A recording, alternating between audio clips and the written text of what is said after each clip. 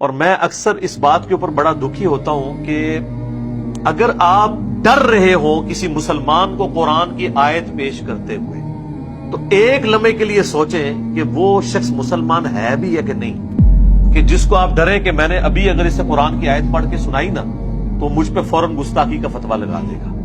اگر کافر ہو تو پھر تو سمجھ آتی ہے، مسلمان کو اگر دوسرا مسلمان قرآن کی آیت پیش کرتے ہوئے ڈرے تو سر پھر ڈر جانا چاہیے کہ معاملہ بہت زیادہ بگڑ چکا ہے۔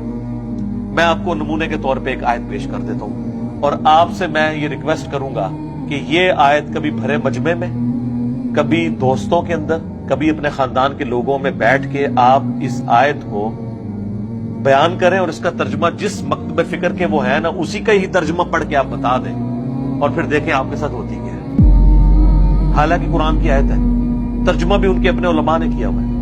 احمد بریلوی صاحب کا ترجمہ اٹھا لیں، اشرف تھانوی صاحب کا اٹھا لیں، جونا گڑھی صاحب کا اٹھا لیں، فتح محمد جلندری کا اٹھا لیں، سید فرمان علی شاہ کا اٹھا لیں، میں نے سارے فرقوں کے علماء کے نام دے دیے۔ یہ سنیں جی آیت، سورۃ الاعراف، آیت نمبر 188۔ اعوذ باللہ من الشیطان الرجیم، بسم اللہ الرحمن الرحیم۔ قل لا املک لنفسی نفعا ولا ضرا، اے نبی تم فرما دو کہ میں تو اپنی جان کے لیے بھی نہ کسی نفع کا مالک ہوں نہ کسی نقصان کا، الا ما شاء اللہ، ہاں مگر جو اللہ چاہے۔ اگر نبی علیہ السلام کو اپنی ذات کے حوالے سے اختیار نہیں ہے تو کسی دوسرے کو نفع دینا تو یہ بہت بڑی بات ہو جائے گی۔ اور ابھی یہ بات کنکلوڈ نہیں ہوئی، یہ آیت اس میں آگے چل رہی ہے۔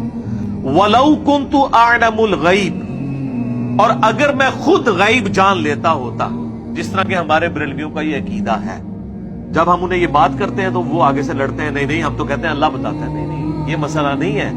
آپ یہ کہتے ہیں کہ اللہ تعالیٰ نے یک مشت سارا علم دے دیا ہوا ہے، اب نبی علیہ السلام کو اللہ کو کنسلٹ کرنے کی ضرورت نہیں، وہ خود ہی حاصل کر لیتے ہیں۔ یہ نہیں ہم کہہ رہے ہوتے کہ آپ یہ کہہ رہے ہیں کہ وہ اللہ کی مدد کے بغیر حاصل کیا، نہیں، آپ کہتے ہیں سب کچھ مل گیا۔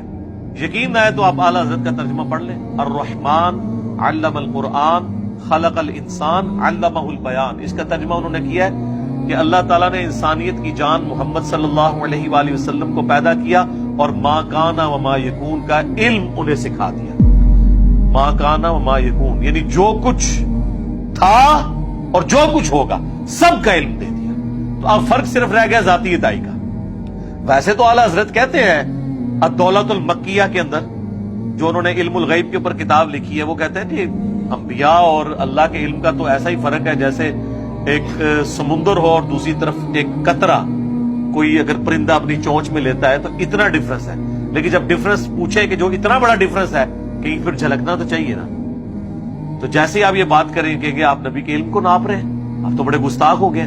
ناپا تو آپ نے خود ہے، آپ نے کہا کہ سمندر اور قطرے کا فرق ہے، تو کوئی ہمیں موٹا سا فرق بتا دینا تو فوراً گستاخی کا فتویٰ لگائیں گے۔ اور یہاں پہ اللہ تعالیٰ کیا فرما رہا ہے؟ اے نبی تم فرماؤ اگر میں خود غیب جان لیتا ہوتا، یعنی میرے پاس یہ کمپیٹنسی ہوتی، یہ کوئی کمپیٹنسی نہیں ہے۔ جس طرح عورت کو اختیار نہیں ہے کہ وہ اپنا دودھ اتار سکے